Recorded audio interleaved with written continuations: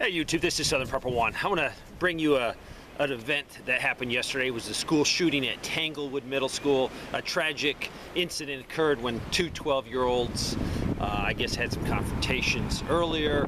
There were some rumors of bullying, but I'm not sure about that. One of them, I guess, brought a gun to school yesterday and fatally shot another 12-year-old. Shot him in the chest. So please pray for both families involved. There's a lot of victims. Definitely the person that was killed. The young man that shot him, he's going to forever have his life upside down. All the family members involved. It's just a sad situation. But this occurred not far from my house in Greenville County, right across the border. I've been to Tanglewood Middle a long time ago, so I know where it is. I have a good buddy that worked it, that responded, one of the first responders. And when he arrived on the scene, he helped the young man that shot the other man. Young man ran out of the school, so they had to go ahead and clear the whole school, make search for anyone, search for the weapon. Luckily, they found out that he escaped out the back door and ran off the school property. So then there was a manhunt with helicopters. What really helped the case, I guess, was a doorbell camera. Someone saw something on their doorbell camera that wasn't right, and they called authorities, and they went to that location, and they found that young man hiding. His firearm was in his backpack, so there was, I guess, no confrontation. He was arrested. But one thing that I would like to point out, my good buddy said, you know, they train for these events, and they train and train and train, but you never can train enough. And he said it was very chaotic. It ran smoothly, but it's never like the training environment. It's always worse because you come to that environment, you have no idea how many shooters, you have no idea what is going on. So luckily, our law enforcement area trains on active shooters in school, but still, it is a confusing sight. They did a great job. So I want to relate this to prepping.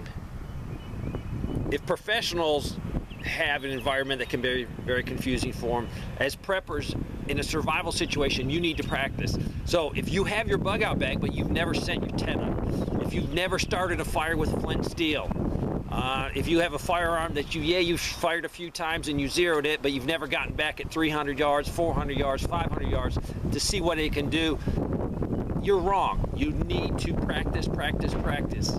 That's why I'm glad our law enforcement in the area does a lot of practicing, does work on active shooters, and I think they do a great job trying to protect our schools from threats outside, and then we have the threat from inside of a student. I have another relative that works in a public school system. I will say, just tell you, it's probably the worst school district in Baltimore. It is bad. It is a jungle. She does it because she wants to make a difference. She has coming around to the conclusion that she's like beating her head against the wall. She has had great success over the last couple of years reaching students, but the amount of gang activity in the school, she finally said to me that she actually fears for her life now. That's sad. Public school is turned into it's a jungle. That's all I can tell you. It's beyond belief with the amount of drugs, guns. She had a gun that was in her classroom a couple weeks ago. What are we doing wrong as a society? Is it no strong family, no strong moral compass? Be it my religion would be I'm a Christian. There's no moral compass. Most people don't have a moral compass. They do whatever they want to do, whatever makes them feel good, they do, and they justify it. This might be her last year teaching in that environment. When you fear for your life, there's something wrong in a public school. Now, she does say there's 80% of those kids, you could save them. They want to learn. They want to move forward in life. But there's that 20% of gangbangers. One of the students told another one of her teachers, I make more money than you. And he was referring to selling drugs. He makes more money, like a 13-year-old kid, than the teacher. So we got some things wrong. We need to fix some things. So just pray for the situation. Pray for our teachers. Pray for our students. Pray for safety as they try to learn coming off of this COVID. You know, a lot of kids are behind. A lot of kids are emotionally damaged. A lot of psychological problems. And kids go to school hoping that they're safe, hoping they're in a good environment. So pray for that situation that happened in Greenville County yesterday. A tragic situation, and these situations happen in a lot of schools.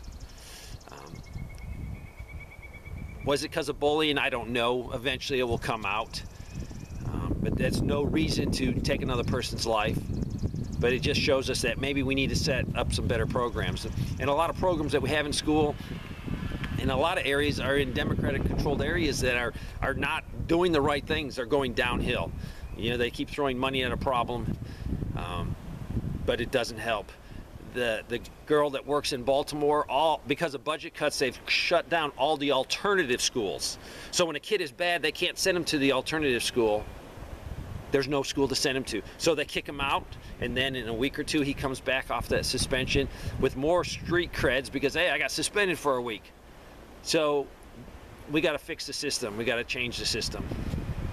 Pray for the situation in Tanglewood Middle School, and pray for our country as a whole. Thanks for watching.